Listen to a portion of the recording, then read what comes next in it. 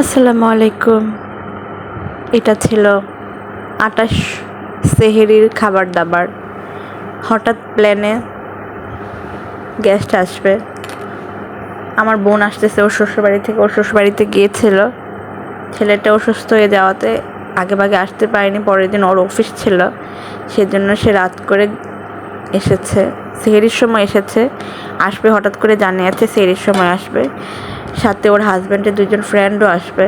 ওরা সেহরি খেয়ে আবার রওনা দিয়ে দেবে, গাড়ি নিয়ে আসছে। তো আমি সব কিছু শোয়ার আগে রেডি করে গিয়েছিলাম যেন সেহরিতে ঝামেলা করতে না হয়। তো এখানে সিম্পল কিছু খাবার দাবার ছিল, হঠাৎ প্ল্যানে যা করা যায় আর কি।